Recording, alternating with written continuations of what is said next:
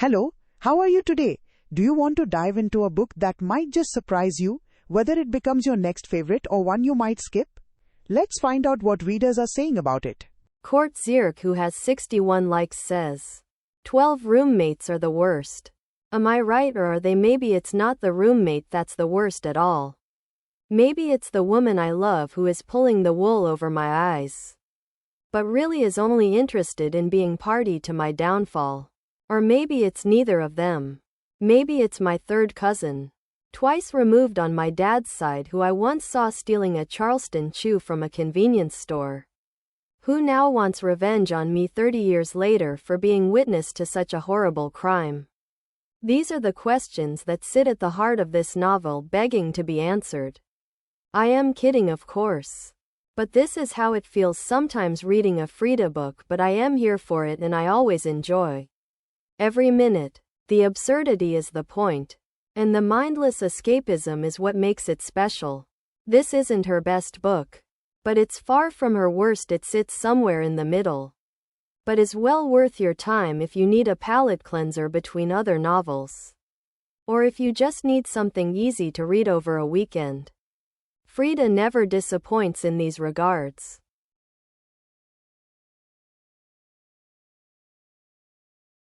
Clace, who has 219 likes, says, 3.00. I don't know how to feel like.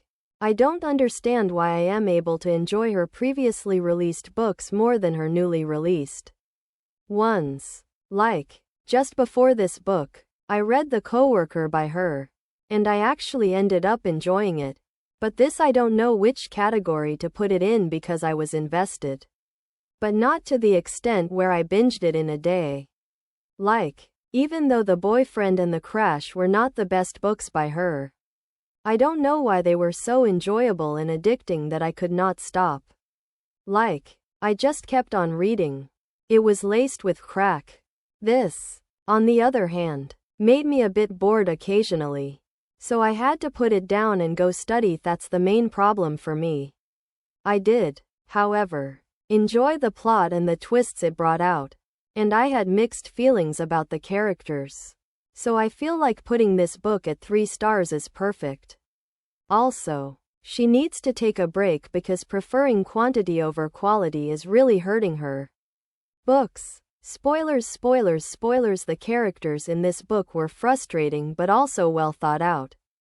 Whitney Thrill one, aka Krista. That scene was shocking for me because I was not expecting that.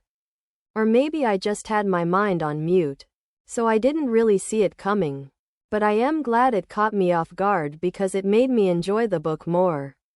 And OMG, she was truly such a psychotic woman. Like, she didn't hear any explanation. She thought her husband was cheating, so she resorted to psychological torture and murder of him and anyone complicit in it. LMAO, Amanda, or the woman cosplaying as Whitney, was dumb as fuck, or so I thought. At first, she was such a bitch, but I believed something was off. And then when it was revealed that Krista set it up, I was like, OMGGG.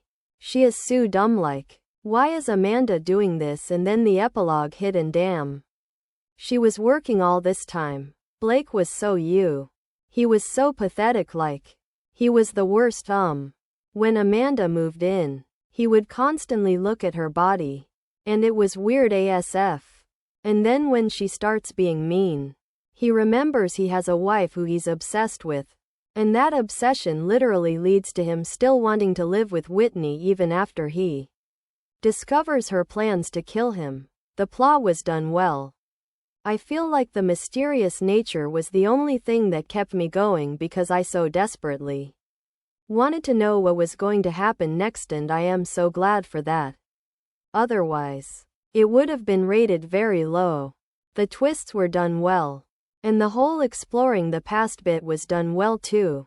I just feel like sometimes Freida just drops some stuff in the epilogue that, when you think about it after reading the book, doesn't really make sense. So yeah, that was weird. But all in all, the plot was good. Overall, a pretty average bookie got the audio for this, and I am so excited to start this even though the past 2 new releases by her were disappointing, but I almost am done with The Coworker and I am loving it. So excited for this. Dennis, who has 48 likes, says, I am always nosy about what is coming up next with Freida McFadden and her newest book. The Tenant seemed so interesting that I knew that I needed to prioritize it. This book is a binge-read in one sitting type of read. That's for sure. Blake Porter had it all until a sudden firing and mounting debt left him scrambling. When Whitney, a seemingly perfect tenant, moves into his brownstone, she offers a financial lifeline but also an unsettling presence he can't ignore. As the walls close in and eerie disturbances mount, Blake realizes too late that inviting her in may have been the biggest mistake of his life. Honestly, I knew immediately what was going to happen and I was right.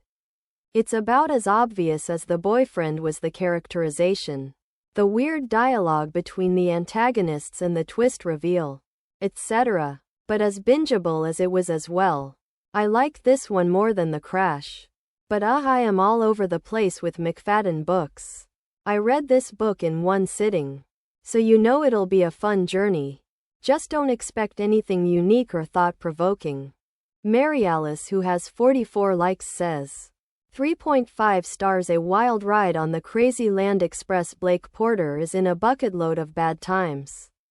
After being a successful marketing VP, he loses his job, is in danger of losing his brownstone, and to add insult to injury, he might even lose his fiancée. Krista. Bad times for the couple until they come up with a way to allay their money troubles. Get a roommate and in comes Whitney. Things seem to be okay for a while, but then crazy strikes and Blake is off to the ride of his life as it seems his sanity and his finance are out the door. Blake seems doomed as this story gets insane and bizarre. And Whitney seems to be the most insane tenant anyone could possibly have. Will Blake survive? Will anyone survive this trip into the lunatic zone? A fun story that Jan and I enjoyed.